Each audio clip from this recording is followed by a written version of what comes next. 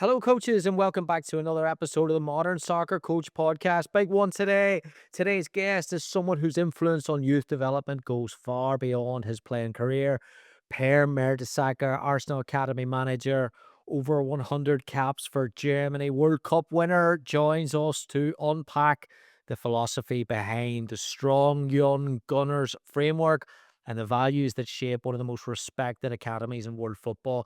Unfortunately, we did have a couple of issues with the video of this podcast, so we're just putting it out in the audio form. But, coaches, I'll assure you, it is worth sticking with. This is an absolutely brilliant podcast. One of the best ones we've ever done at Modern Soccer Coach. This conversation goes way beyond tactics. We explore how football teaches life, why character drives performance, how to balance maximum challenge with maximum care, and what it really means to prepare young players, young people, for the future realities of the modern game. Pear's unbelievable. He talks openly about his own journey, the adversity he faced, and how those experiences continue to shape the standards and culture that he now builds for the players and staff at Arsenal. Massive, massive thank you to Pear for jumping on. Coaches, please make sure you like, please make sure you subscribe, and also a huge thank you to Duktig Brand for joining us and supporting us with this podcast. Duktig Brand provides notebooks and accessories for soccer coaches and players. Their Trainer DXL is one of the absolute best soccer notebooks out there. And I know this because I have seen Duktig Brand products for as long as they have been in business.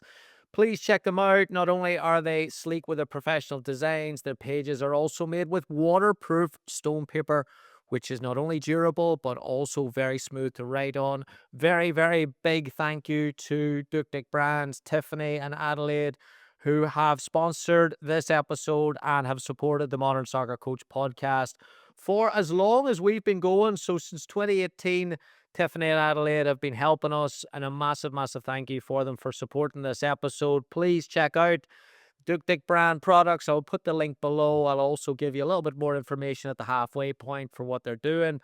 Absolutely brilliant product. Massive, massive thank you to them for their support. Please make sure you check them out. Please make sure you like. Please make sure you subscribe. Here is Pear. Enjoy. Pear, thanks so much for joining me today on the Modern Soccer Coach podcast. Really, really excited to chat. Lovely to be here.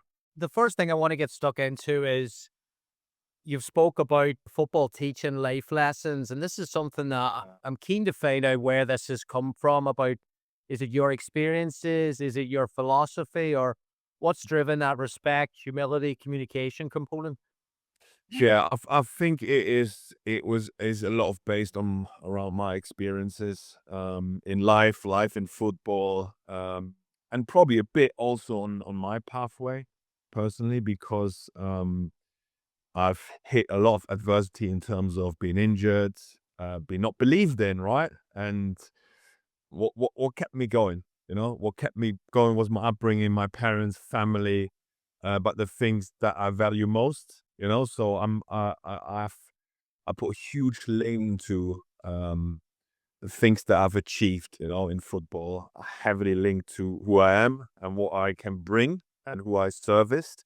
So that's the fundamental things in life that really got me where I am today. So I'm a huge believer, you know, that the foundations for every person needs to be their standards that they're going to bring on a daily basis, and that will really sets them up for any success, whatever they want to achieve. So, yeah, it's almost like a from day one a person first approach, and for me that puts you in a better position as a player, and that puts you in a most likely way to become a professional footballer. So that's kind of the link, and that's for me the only way forward. Value-centered approach is Yeah. becoming a challenge today in Yeah. today's society. I would imagine a challenge in it at the cutting edge as well, is to keep those values every day. Yeah, it is. It is. It got challenged. You know, if you're committing to something, I want to bring that on a consistent basis. You know, but you know, is also a framework amongst leadership. But I think is you know the more consistent you are around the place and the environment, the more outcome you will have. So we're constantly trying to educate. In the long run, that is development. Do I think, I want to scratch all the things that, kind of we valued, back then in terms of spending time together. Communicating was a given, amongst each other, even on the pitch. Communication was like given, not taking things personally, right? Trying to achieve is obviously, making sure that people understand how to best win, win their day, win their next game, right? It is communication and it is holding each other accountable and it is bringing energy and bringing everything you have on a daily basis. That will never leave us, These things will put you in the best position to win the day and win the small sided, and they will ultimately prep you when you face competition, when you face opposition that might be on the paper look better than you, and that's what I've learned through my experience. Yeah, I doubted myself big time. I said other people will make it in professional football. That was with 15, 16. I said that. I and then I stopped kind of dreaming of becoming a professional footballer. What I was really good at when I was a bit later developed, when I got an opportunity, I was just ready, to take the opportunity. So I'm just trying to make sure I'm linking things that through my experience, but linking through the experience now with the younger people, but making sure they understand once they come across these white lines and on the pitch, they're ready for it, ready for interaction, ready for challenge, ready to bring energy, because this is what provides the longer term win. Strong young gunners, the vision of that, Yeah. right? I mean, that this has fascinated me for years. The strength component, is that what you're reference then? That strength to be resilient? Is that what that means? Yeah.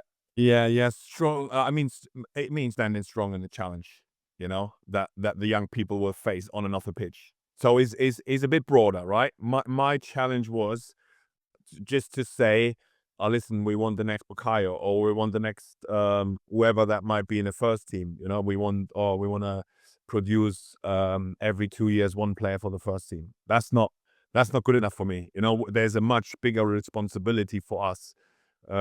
And the 100% that we've got in our building, around 200 kids from under 9 to under 21s. The inspiration and the dream for every under 9 that enters the building is to be the next Bukayo. Less than 1% will ever make that, right? So for me, once you enter the building, yeah, you are a strong young gunner, but you want to equip yourself to be ready for the next challenge.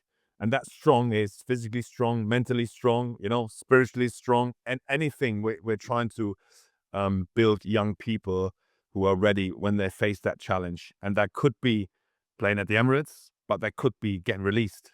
That could be going on a trial. That could be getting into a loan spot where you get challenged in different ways, because everyone is different. Making sure we use football and use our environment, use our people to best equip them. Because I certainly believe that a year in this academy will make a youngster better equipped than they are. So that's our challenge. And that's the challenge to the staff, that developing strong young gunners means in our environment to equip them with the right tools, that they are better equipped going somewhere else and facing a challenge. But that could be very broad. So that is really the challenge, right? We're going to say Bukayo Saka is a strong young gunner, but we also say Tom Smith, who plays for Colchester now, but makes his first class degree in economics, right? This is and where he knows he might not end long term, and earning the money he needs to earn in football, but he'll make sure we'll have an impact in the world out there with our scheme. So that was really the starting point. Hello, coaches. We'll take a quick break here. A massive thank you to Duktig Brand for supporting us with this podcast and sponsoring it. A little bit of information about Duktig Brand. If you're not aware of them, please make sure you check them out. They were founded by Tiffany Weimer and Adelaide Gay, two professional soccer players at the time. I've known them since 2018. Their products, every coach in the US seems to know about Duktig Brand. When you go and visit places, you see their notebooks. When you go to matches, you see people writing on their notebooks.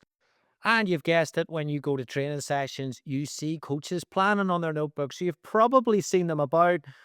Duktig Brand started with Tiffany and Adelaide playing overseas in Sweden. The two of them began the process of designing their own soccer specific notebook for their own personal use, and the process of designing and purchasing the perfect soccer notebook with lots of advice from others, trial and error.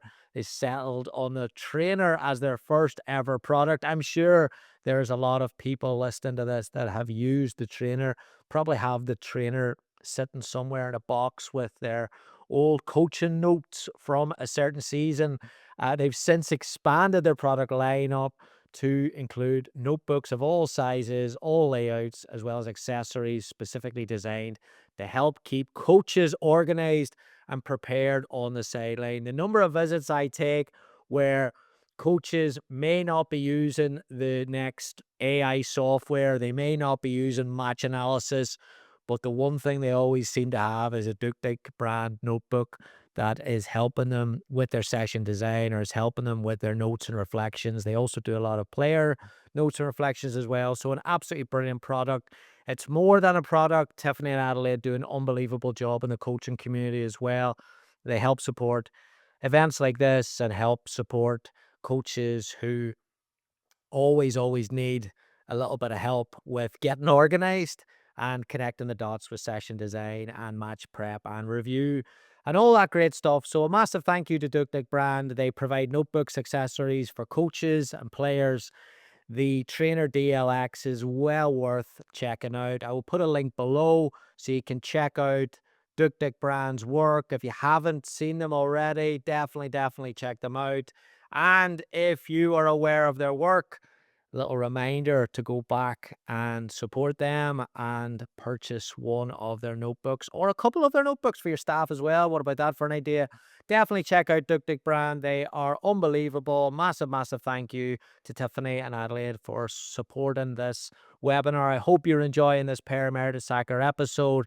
Please, just a quick reminder as well, if you are enjoying it, as well as checking out Duktig Brand, please make sure you like the episode. Please make sure you subscribe. And if you want to go that one step further, and if you think this episode is one of the best that you've listened to, which I think it is, please do a review on YouTube or Spotify or Apple Podcasts, wherever you listen. Please do a quick review if you enjoy this as much as I enjoyed recording it. Massive thanks to everyone. Back to Per. For a staff member working through that, Per, Yeah. getting that balance right between challenge and support, Yeah. Yeah. how do you need them to manage that? Yeah.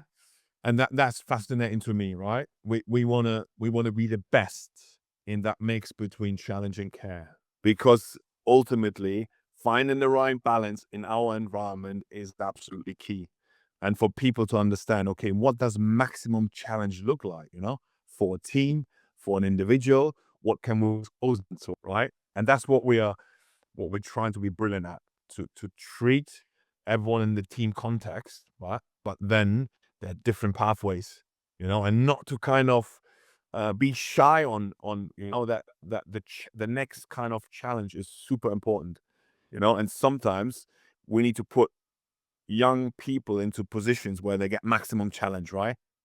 And sometimes see what comes out there, right? Because it might be that we need to wrap up a lot of care around them because of different circumstances. But I feel also, with the letter of care, we need to be really careful there that we're not exposing them, that we do everything for them. Do we build them independent and resilient for the next step? So is it really something that we constantly check on ourselves in terms of the balance between challenge and care. So, but this is the environment that we want to create, making sure we provide high challenge on the pathway if it's needed, but also high support if we need to wrap something around them that is really important in this moment in time. It's fascinating. It's fascinating. I also I'm curious or fascinated about the age bracket. Like as they enter at a young age, Yeah. is it still more of a fun phase, exploration phase, and do the challenges increase, or how's that managed? It's too great under seven, under eights, right? Where there's loud music play on a Monday where they're trying to run around, do some technical skills, but it is all around fun. Similar to the foundation phase where we call actually foundation phase, right?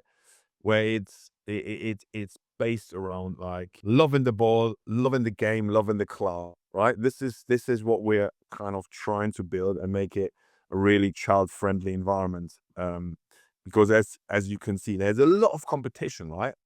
To kind of sign and register some of the good players, and kind of youngsters that is also fascinating. Back then, when I think about my time, I couldn't figure out, where I wanted to be. Now they're much more sophisticated in terms of the parents finding out what's the best kind of environment, right? But then I tell them, all the things that we do and why we do them, to kind of, protect them from absolutely just having the burden of becoming a professional footballer, but more learning the game, enjoying it. Don't forget your roots that you have. And that is something that we put a huge premium on, delivering experiences where they can clearly live through, the challenge of kind of, you know, having that fun environment, but even in the foundation phase, trying to use a child-friendly, positive environment to challenge and care them age appropriately. Oh, it's so interesting. You mentioned the music there. That's Yeah. something that it's still got to be enjoyable. Still got to be energy at that level. That's Yeah, and energy just I mean, if on a Monday night, I deliberately go into these sessions because it's just the purity of it, the music, the free flow. Just that there will be, some stations with some of the work they do, if it's individually or one-on-one or this is little passing drill, but always with a sense of, positivity, energy, music, upbeat. There's something that we don't want to lose, even in one-on-one situation. Not shying away like from, you know, b- still being a really youngster. We just, as I said, enjoys the football, enjoys the sport, but being around teammates. This is what we're trying to, start with, engage them with, where parents can also clearly see this is environment our, the youngsters loving to join and forgetting completely, okay, what might the end goal look like? You know what I mean? And that is something that when I go in there, it's just the purity of it. It's just, even though I look into myself thinking, how was I at that age? I wasn't that skilled, as technical able. It's just they've just gone another level, right? But still, they will still do that and still go to school and enjoys time with their friends. That is also something that is really important, because that environment is special for them, and they really enjoy it. And most of them, they like Arsenal, they like the players, they like the pathways, they like the inspiration. We're taking that on board, absolutely. But what I also want is that they understand, they might have a year or a couple of years or 3 years or 6 years, 7 or 10 years. Anything is kind of possible, in academies nowadays. So, and that's why I wanted to work a bit more broader, than just saying, "Oh, you're the next Bukayo." Or you doing your pathway and what is right for you next. And it could end in a year, but we want to get the most out of it and want to have fantastic experience with staff, with players and parents involved. the four pillars of the framework: football knowledge, Yeah. fitness, mindset, performance. Different again, a little bit different than you mean Yeah. football knowledge. Yeah, it was, and that is part of lifelong learners, football knowledge, as also all knowledge, right? So there's a combination where I use the football and you can strip the football away to have all knowledge. We want to increase around analysis and what you do and how you kind of study the game, really important. But how do we integrate personal development, right, in it? How do we create experience like this? How do we make sure that we keep the school also at heart of everything they do, right? That they understand consistent behaviors in school and football will take you further, right? We're not in a position to say, oh, leave school, we're just here for football. That would create a narrative that only would go for the 1%. So we're trying to make sure each pillar has got three sectors that will describe the holistic development of a young person. Obviously, effective team player is kind of the football performance, but it has also all performance. We all want to be effective team players. If you are in a team sport, right? You want to thrive individually to help the team. That's always the context, right? And that should always be at the forefront. But making sure you're effective in whatever you do, on the field, off the field, in life. But we're focusing obviously on the technical ability. We're focusing on impact in the game, and we're focusing on game management. These are the three kind of sub headlines for effective team player. And then if I go to champion mentality, which is kind of on the football leadership, we go into the mindset of role model, of growth, of performance. And most efficient mover is more on the physical side of things, where we speak about football fitness. It goes more into player health, physical capacity, and the on-pitch application. So these are the kind of a breakdown of the four pillars and how we see the holistic development of each player. And the ultimate goal is that there's a subjective scoring system from all the staff, that making sure that we track our players. It's almost like the effective team player is a bit at the top, and all the three others support, someone being an effective team player. So that's here the challenge in all the discussions we have is, yeah, we want to produce effective team players. All the other pillars will help and support that individual to achieve exactly that, in order to have the best grading, the best scoring, and the best discussion, the best gaps, to create for themselves. That was always my aim. How can we make sure we not only inspire, but making sure that the people have got an opportunity to create gap for themselves? I've spent basically the last 7 years, these all kind of the holistic development, strong young gunners, environment, standards. I've came in with that idea. Yeah, it's interesting, the again, fascinating, the balance between education. There's a lot of criticism in the analysis space and the tactical space that is Yeah. taken away from enjoyment, is taken away from creativity. Yeah. You know, where how do you again, I guess, how do you balance education along with flair and freedom? Yeah, I think for us it's important. We have a certain playing style, right? We have player profiles. We have a framework around how we want to play. But still, I call it also a framework where we want to give also, the youngsters, the individuals, the freedom to explore when they need to. For me, it's super important to, we are also keen on super strength, for youngsters, and really exploring that, because that will make the difference ultimately. We have a playing style, we have player profiles, as I said, but there is certainly for youngsters a freedom. Wingers that are strong in one-on-one. That's all around exploration. That's all around, building up super strength. This will make a difference, in any sort of environment. Who are the pocket players that can half turn and look for not only a pass but for a finish? How do we make sure that, yeah, we're possession based, but we're going to leave room for these exceptional individuals who can run with the ball at speed, who can make a difference, who need to be double teamed in order to find space somewhere else. The ones that make the step to the first team have some form of super strength, and that is what we're always very keen to explore in our environment. And I would say coaches are brilliant because there's expertise around it, but there's that framework that we have. There's also, in terms of formations, in terms of, how to explore certain areas, there's certainly freedom for each individual to go after. Because ultimately, youngsters, coaches, got to be adaptable, got to be flexible, you know? So if we're just working off one system, it's going to be difficult to adapt quickly. So, yeah. The champion mentality piece, how much of that is balanced between day-to-day behaviors versus formal psychology, one-to-one work? Yeah. It is part of it. That feel about players around their mindset, but also what does a player feel in terms of what he needs to work on. So we're trying to make sure we always link kind of those conversations to certain areas. And once it comes to player progress meeting, where the staff need to really mark the players on those, and it really shows kind of, not only coaches but the MDTs, that multidisciplinary staff, where to work on with these players. So it gives them a real tool to have discussions and to find gaps, to make sure that there's not only a sense for, okay, the daily behaviors, in terms of commitment are not good enough.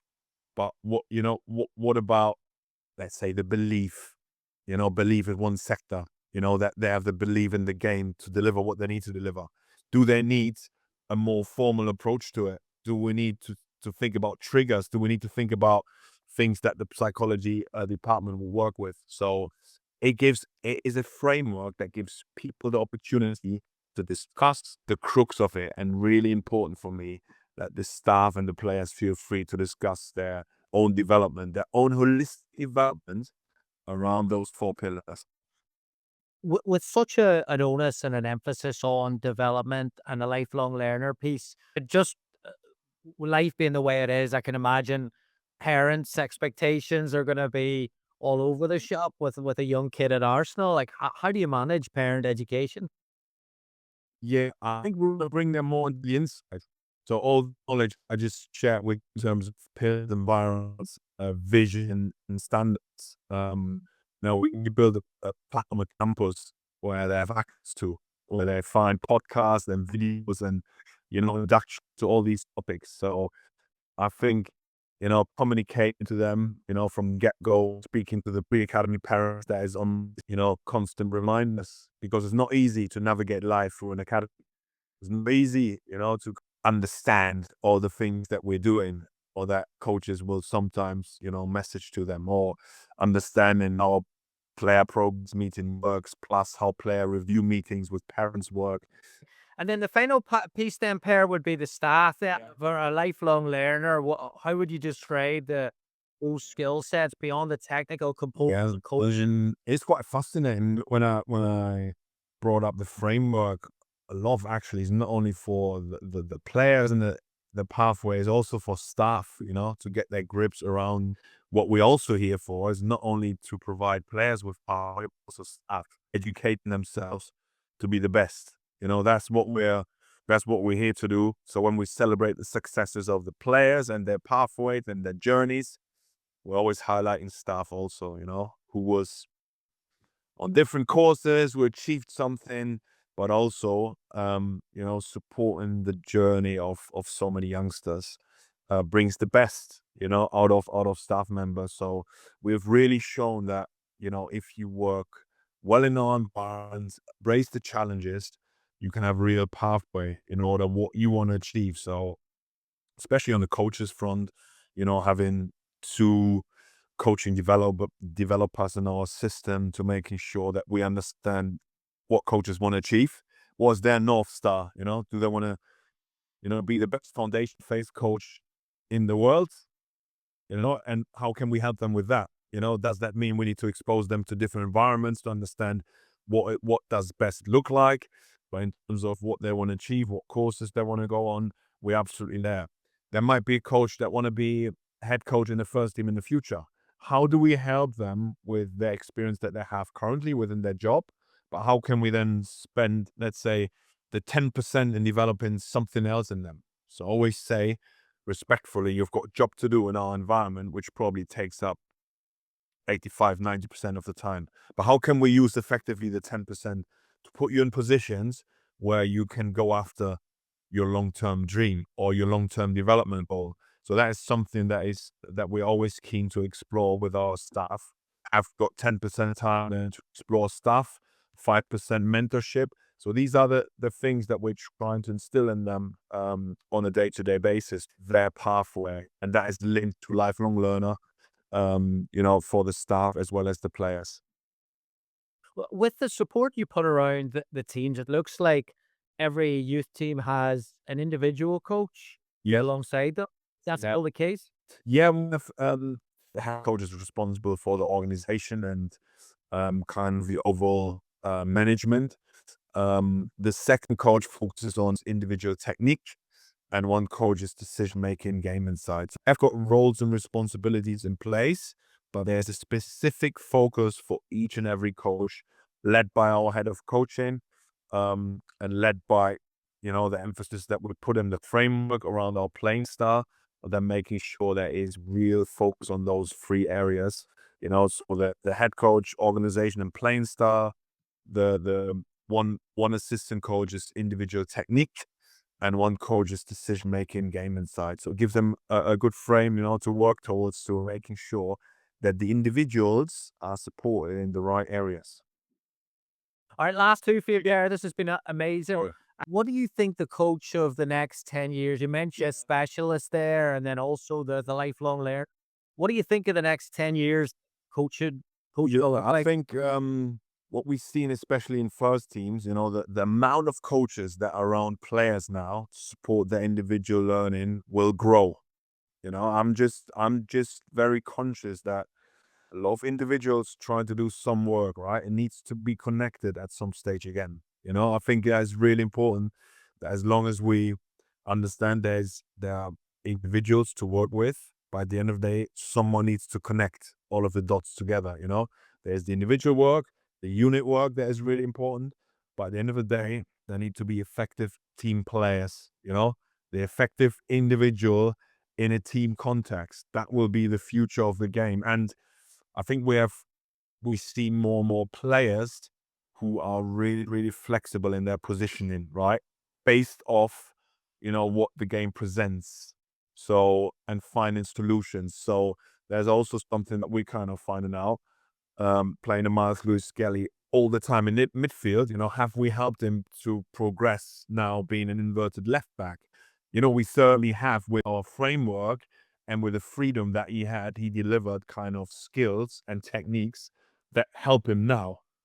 Have we done a lot of one-on-one defending with him? Probably not, but he's able to cater for this situation and finding himself in positions where he's not shy, he's facing it up.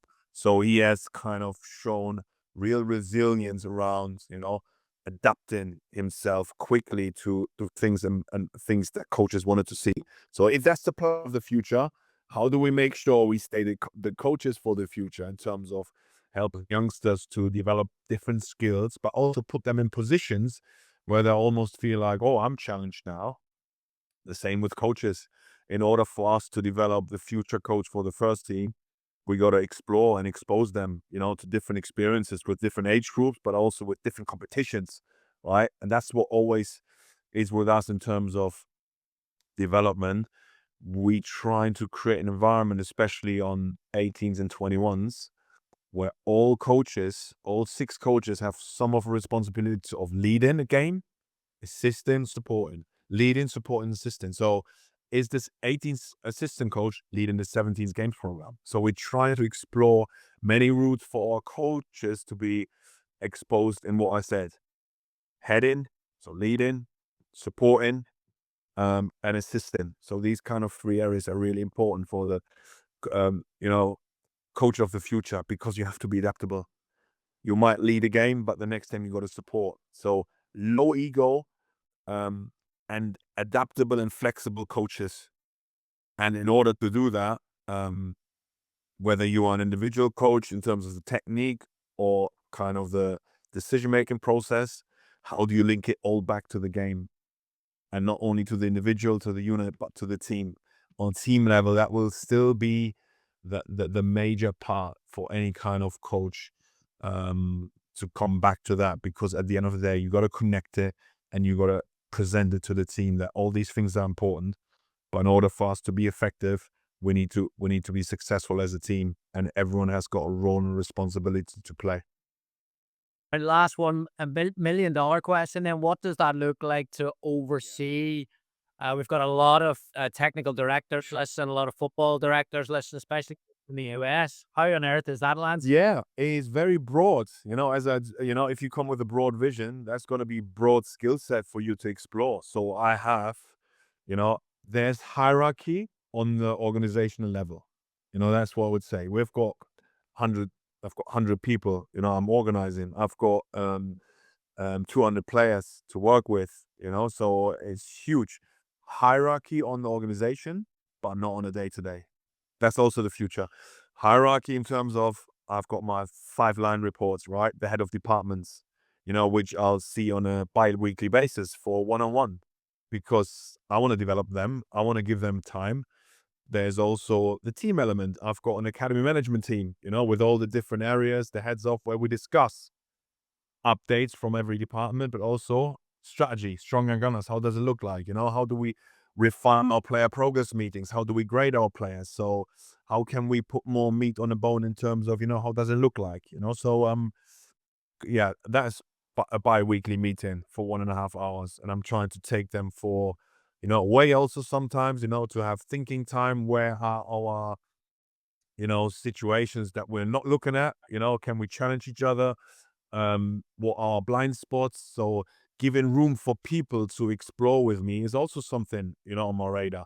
Then I don't want to miss a training session with the under 16s on a Monday night, because not only that, I want to speak about it, I need to show, how does it look like in terms of communicating, bringing intensity, bringing energy, not having the physical capacity anymore, but I'm switched on. My transition time is less than they have.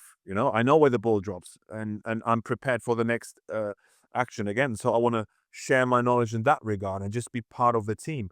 Let the coaches do their job, but I'm part of that group and trying to deliver something and trying to raise the level. And then there's the executive team that I'm part of.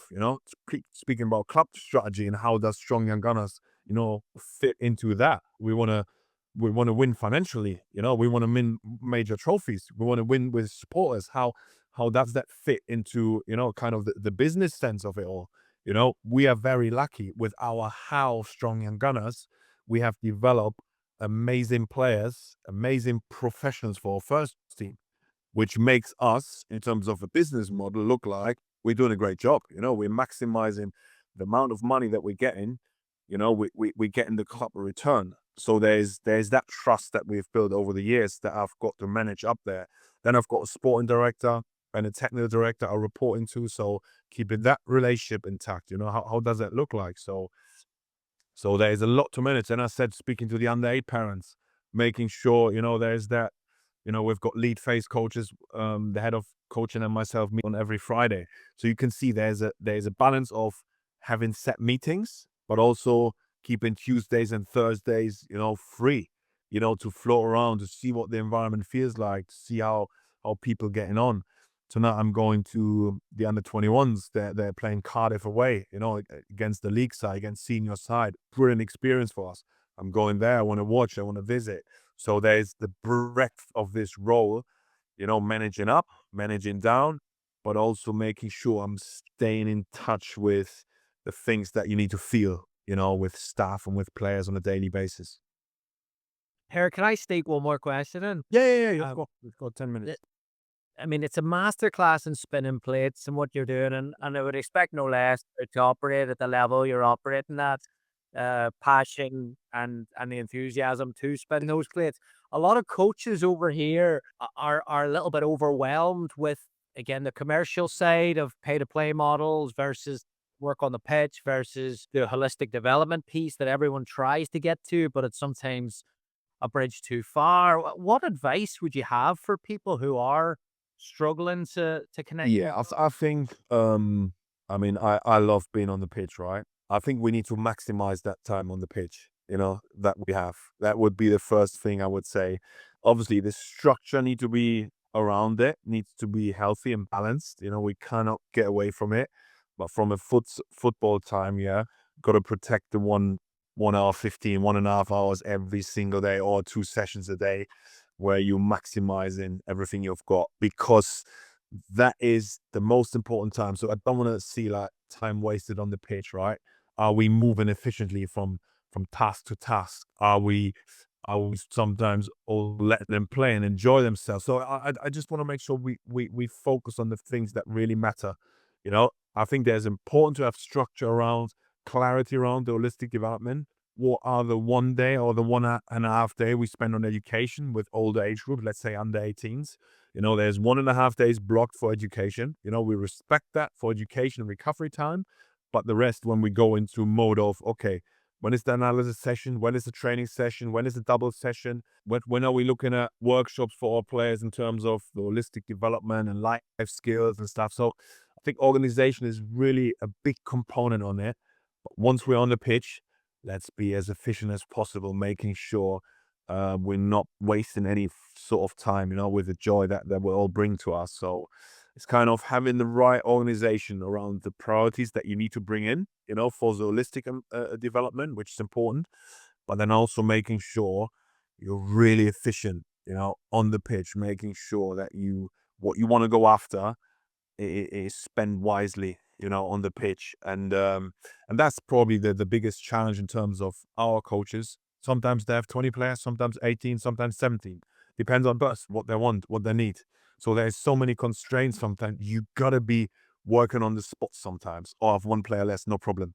How can you work through those moments of adversity and not feeling sorry for yourself? Because for us, if a player gets called for the first team or get five, six players, these are golden moments, for us. So we need to, in order for that, need to be flexible, agile, and really bring the energy then on the pitch for our players to maximize their potential. If they feel that, and if you have wrapped around a good organization around there, then we're doing a good job. The piece on the Aspire, I read or watched the Aspire video last week, and there's quite a few clips that you've still got the boots on. You're still getting stuck into it with the sessions. Is that normal? Um, yeah, this is also my balance of life, basically, getting boots on and just keeping my head clear, because when you have to spin a lot of plates, you know, my best time is then on the pitch. You forget everything else, right? You're focusing on trying to bring the best self, trying to bring energy, but also, win. I'm trying to win there. That keeps my head clear. And even if I can't win all the time, I win most of the time because of the things I bring in, right? But it also gives me clarity in my head to making sure I keep a healthy balance in terms of working hard, being enthusiastic around 100 people to work with, 200 players, plus parents, that is 500, right?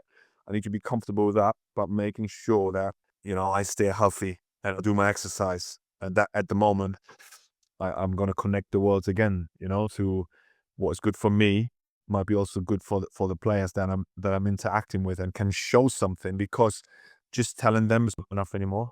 The next generation, they need to be told again, reiterate it, but then show, and that is the learning cycle we need to understand now.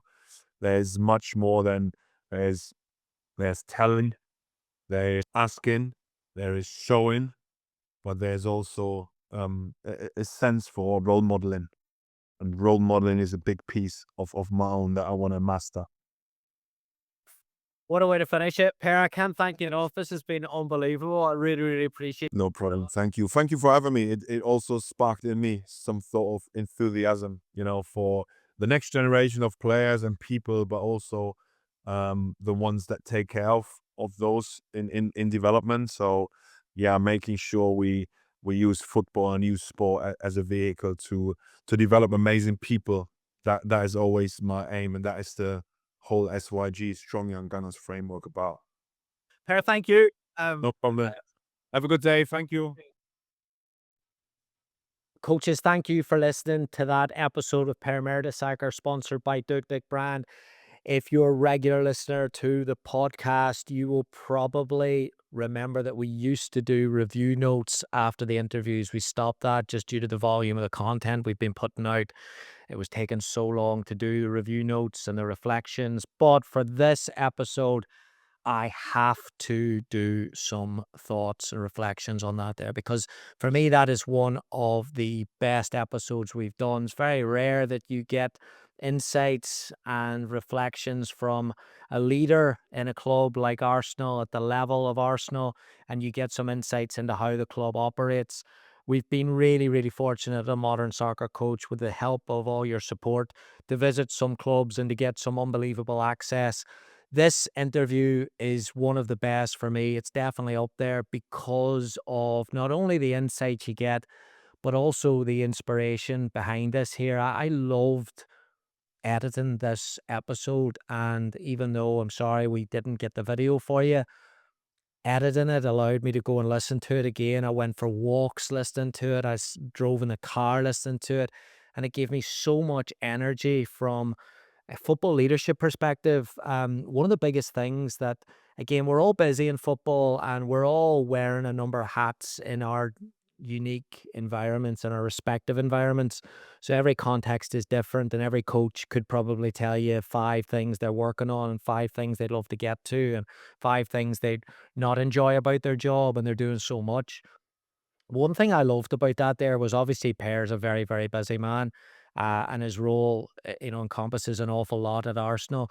But whenever you're talking about, hey, I make sure I get to the under 16s training, and that's my football piece. And I think every coach resonated with that there, and every coach is like, oh yeah, that's you make sure the football piece. Natalie Henderson was on here a few weeks ago talking, making sure you take care of the football piece. But what Per said on top of that, I thought was brilliant was even though he's a leader in that club, he's not particularly, they've got three coaches run the session, so they don't particularly need him, I would think, of responsible for taking a warm up or anything like that. But he still feels a duty, and he talked about the transitions, how he feels that he can still get to add value to the session by talking and explaining or even showing, demonstrating what transitions, how to see a picture quicker than a player because of his experience. Even though he doesn't have the physical capabilities anymore, he still feels that he can understand where the second ball will drop or react to something a little bit quicker than a player who again is probably physically at a higher level than him at this stage, but he can still see that quicker, and he understands that if he can communicate that to a player, that could make a huge difference. And I was really inspired by that because, again, sometimes as coaches, when you do work throughout the day and you go and you visit a session and you think, you know what, I'll just observe here. And this is someone at the highest level who's working with the best coaches and still feels that, it's not probably enough to stand and observe. It still has to be adding value. You still have to, and not just add value, you have to find ways that you can add value to that. And in a place like Arsenal, I would imagine that's quite challenging, but I thought it was different level, just a real detail that you think that with his experience in the game and his insights of the game, he's still trying to get that 1% out of a training session, not out of the hey, how to make the environment better. And that's probably why he's operating at the way he's operating at. I thought his energy throughout was unbelievable. It was really enjoyable to interview as well because I thought the standard of his questions that he was answering was challenging me to try and keep up with him to a certain respect as well. So I loved it. I hope you did as well. And if you did, and you're still listening to this right now, I'm sure you did. Please go one step further and do three things for me. Please make sure you like and subscribe. That's just one thing. So that's only going to take you one click. Second of all, please make sure you support Duktig Brand, who have supported us with this podcast. And without the support of Duktig Brand and companies that help us do this, and yourself who supports it with the likes and the subscriptions, we wouldn't be able to get this level of insight. And third of all, please make sure you go ahead and write a review somewhere. If it's on YouTube, if it's on Spotify, if it's on Apple, just one or two reflections. If you've got a couple of sentences, would be really, really huge. I want to get this interview out to as many people as possible. We don't really do a great job of Modern Soccer Coach, I'll be honest. Once the interview's done, we put it up, we kind of move on to the next one. But I want to make sure this gets out because I think this is so important, this level of insight mixed with the level of intention, mixed with the level of energy. I just think this needs to get around to the soccer coaching community a little bit more.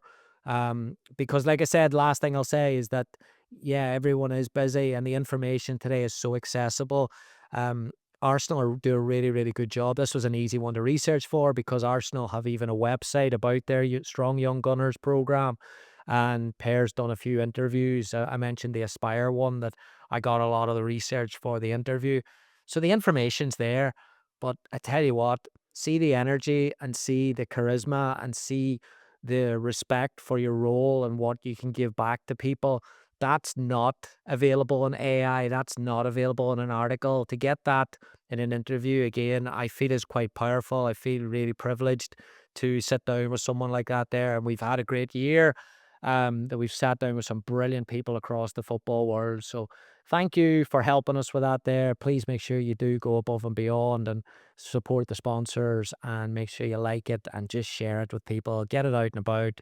I don't see how this could not make football way better in our community by getting this kind of message across to other coaches. So thanks for all your support. Thanks for listening to me at the end of it. I really appreciate it. Have a great week. We'll see you very soon. Goodbye.